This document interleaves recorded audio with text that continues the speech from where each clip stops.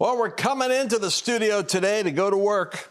We have Top Gun pilot Ed Rush and my son, who always looks like he came out of Special Forces training, Carl. Now, my focus today is on this whole expedition that Trump did with bombing in Iran. I want to talk to the Top Gun pilot on how does that work and how does that actually happen. And, you know, the number one question people have for him is, how do people go to the bathroom on the plane? I can't believe that's the number one question he gets asked. Anyway, you know, I feel great this week. I actually did my own matrix last week. You know, I mentioned about this stem cell matrix thing. There is something really important about the impact of that technology on health, regenerative wellness, the ability that it has proactively to go into, like if you're healthy, then it really just goes to work in different ways that I think are maintenance oriented, that have an effect on it. Cognitive clarity, brain fog, all that kind of stuff that gets people. But I did a show last week where we had so many testimonies of people that were actually recovering from different really degenerating conditions in their body.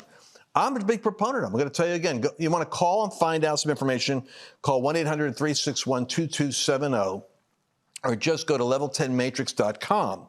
Level10matrix.com and get the information on it. There's a book, Stem Cells Made Simple. I really recommend you get that because it's these fighter pilots, this is what made me think about it today for this promo, is that these fighter pilots, they do like 36, 42 hours round trip. They have to be in perfect condition to deliver the goods, and so do you. Level10matrix.com. Check it out and find out why people are finding this technology is transforming their lives. Let's get into today's show. All right, so now we got our friend Ed Rush, who is former Top Gun pilot and trainer. And so certainly I'm interested in getting some of that. And my son Carl's interested too today. He's in the studio. I wanted to ask you some questions, but let's bring Ed in. Ed, good to see you there. Lance and Carl, man, I got the whole gang here. What's up, man? Good to see you guys. And you look clear. I know my monitor has you looking like the rose between two thorns. We all look washed out, but I'm going to just assume that's a technical illusion. But let me ask you. I think this is just real life. All right. Loud and clear, Ed. Smarty pants. Let's see how much you know.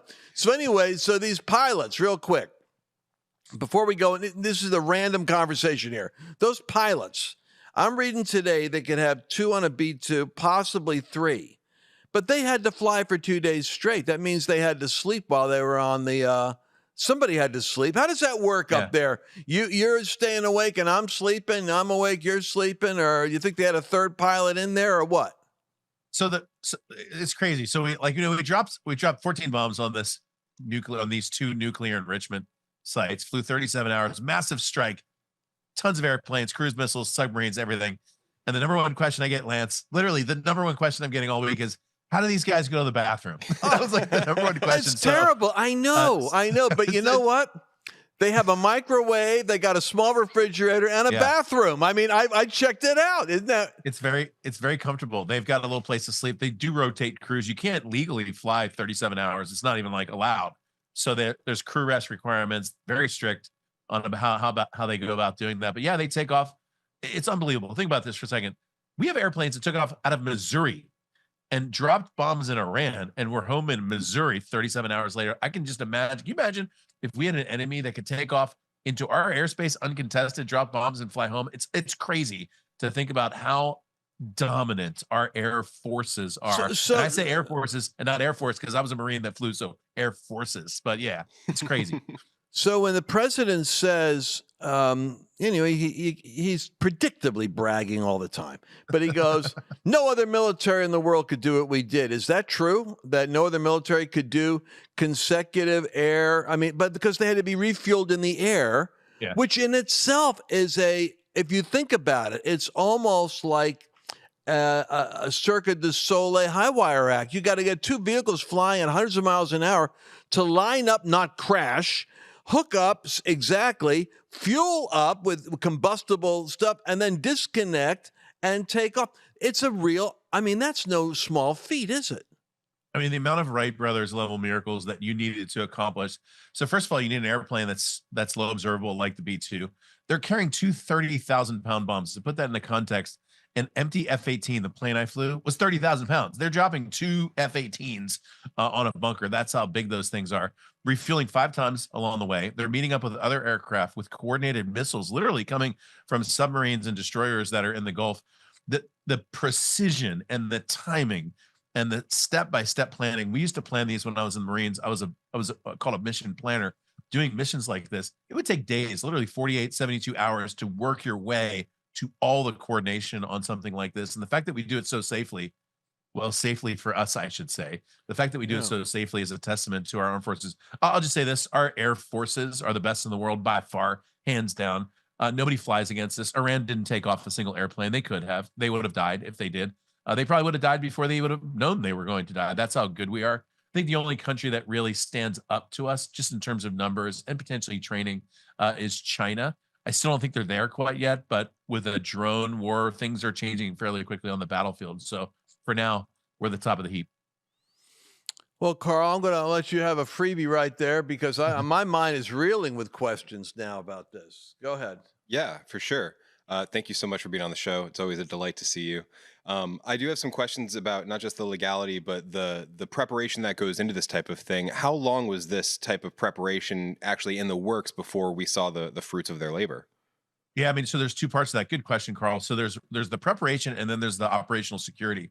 This mission came off without any leaks, which is amazing. Just so you know, that's impossible. For every single person that knows, you have to understand the high level brass, certainly the high level civilian folks work at the Pentagon. They all have networks in the media that they're going to text and say, hey, just so you know, in like 3 days, they all do that. And the fact that this was so tightly controlled tells you that only a few people knew. I would say outside of the National Security Council and the planners in the Air Force, basically probably no one else knew. And then once they had the package and the targets, they start literally the planners begin to work backwards from the target, including other aircraft. And what's even more complicated is because you're flying from Missouri across. Typically, we fly very arcing great circle routes that gets you there actually faster when you fly over Greenland, over Iceland. Remember, every country we fly over, we have to have permission to fly over. So there's certain countries that we just have to avoid, like that we just can't go through. So sometimes you have to weave your way through countries. I flew from Japan all the way to Thailand once, one straight flight, 9 hours. Don't even ask me about the bathroom part of that flight, by the way. I won't. 9 hours, but we actually had to fly all the way down around China and Vietnam because we couldn't fly over their airspace. So that's typical for flights like this too. Unbelievably complicated. The fact that we can do it with such precision just speaks to the tenor and the quality of our crews. Definitely. What's going through the pilot now? The pilots have to land these bunker busting bombs. I understand. Have you heard about this? That they went through an air shaft, like right out of Mission Impossible, the movie, where they figured out there was an air shaft, and then true to the movie, they have a ventilation shaft that which bypasses the concrete basically to get the gases and stuff out. And I understand they targeted that. Give us some specifics that you picked up on as a fighter pilot that the average TV watcher might not know. Yeah, it's good. For all the time that we make fun of Boeing and Lockheed Martin, they do create some pretty good weapons. And I'll just say the air crews do a great job. When it comes down to the actual gunnery, the weapon does all the work. In fact, mostly the pilot's job is to fly into what's called a basket. They're at mid 30,000 feet, way up high. They're flying straight and level. They fly into a general area. I'm talking miles wide. They get into that area and they push what we call a pickle switch to let the bomb go. At this point, the bomb is called a GBU 57. That's a guided bomb unit 57. It is a GPS guided weapon, accurate to about 1 meter. To put that in the context, they're dropping it about 10 miles away. It's going to fly through the air. It has maneuvering fins. It doesn't have thrust, just fins. It uses gravity to accelerate, and then it does its turn. The pilots pre-flight will code that weapon with a latitude, longitude, and elevation, an angle of attack, and an angle of entry. So there's 5 separate mission parameters that go into that. So, for example, if you have a elevation, a duct like from Star Wars or from Maverick, Top Gun Maverick, if you have a duct like that, the mission planners might say, okay, here's the latitude, here's the longitude. here's the elevation, and I want the weapon to go in at 92 degrees, in this direction and straight down into this direction. And once the weapon penetrates, most weapons, when they hit the ground, they detonate immediately. These weapons, they wait a long time in weapon land, which is a few milliseconds, but it's a long, long time. Typically what happens is there's an initial bomb that explodes in the front of the weapon that creates room for the second detonation that will come typically after that. It can go far and deep into the ground. I don't know, Lance, by the way, if it made it all the way down to where those enrichment centers were. Intelligence, I heard, said they were 600-800 feet down. There's no weapon that can get down that far. The idea in this is to suppress or neutralize it. In other words, to render it completely incapable of them using it. And my guess is that that's exactly what happened. Well, but yeah, they if it was 600, I thought it was maybe like 300 feet down. If it was that far down, but they dropped how many? They had, I think it was like 12 total. And they used those missiles from the submarines to take out 2 above ground structures. But I mean, how many? Do you know how many it was? How many? 14. 14? Yeah, 14 bombs. They dropped 14 bombs. Interestingly, Iran shot back 14 missiles. It was the exact same number. The number of cruise missiles that were shot. So this package, so the cruise missiles will start hitting ground targets. The package that comes in does 2 things called SEAD, suppression of enemy air defense, and DEAD, which is destruction of enemy air defense. What that means is if the enemy air defenses turn on, which they apparently they didn't, or as far as I understand, they didn't. The moment they turn on, we start shooting at radars. We start shooting at comm centers. So not an airplane took to the sky. There was no single defense at all from their air defenses, which should tell you something about the readiness of their military. Those GBU-57s dropped on the target. We dropped 14 into 6 separate holes, as far as I understand. All those other cruise missiles are typically used to soften up the target or take out other above ground structures or communication nodes. Very lethal, very effective. I can understand why Iran wanted a ceasefire. And frankly, I can understand why the president's so upset this morning that both sides didn't comply with that. Well, they were complying, but they were complying almost like adolescents. Like, oh, we have to stop in 12 hours. Let's drop everything we've got in the first hour. It's like, and he's like pulling he's going, I'm trying to de-escalate. You understand what that word means? It doesn't mean get it all out of your system in a final flurry. So he's frustrated. And you know, if he was dropping indiscreet F-bombs on his way to the helicopter, imagine what he was saying to Netanyahu when he got him one-on-one. I guarantee it. He peeled the paint off the walls, because it's like, everything I've done, I'm not going to blah, blah, blah, whatever he says. But Netanyahu got the word out and said, turn those fighters back. The last thing I want Washington to hear is there was another strike done after he rebuked me. Yeah, right on. And, it's interesting. It's a wonderful spiritual nuance too, right? We support Israel, but that doesn't mean everything they do is the right thing, right? So like there's some times when Israel makes a bad decision. There's some kings and queens in the Old Testament that made some really bad decisions that were rebuked by prophetic people and God himself. So I think, generally speaking, we support Israel. We love Israel as a country. We bless them, but not every decision that the Israeli leadership makes is the right decision. And I think they should have just pulled back. Let's see what we can do in terms of catalyzing a movement here. And at the very least, get some concessions back from Iran and hopefully allow them to never build a nuclear weapon ever again. Ideally, I'd love to see someone else in charge of that country. I think, frankly, God would too. Well, that's the funny thing about the president. I mean, he's hinting at regime, make Iran great again. They need a new regime.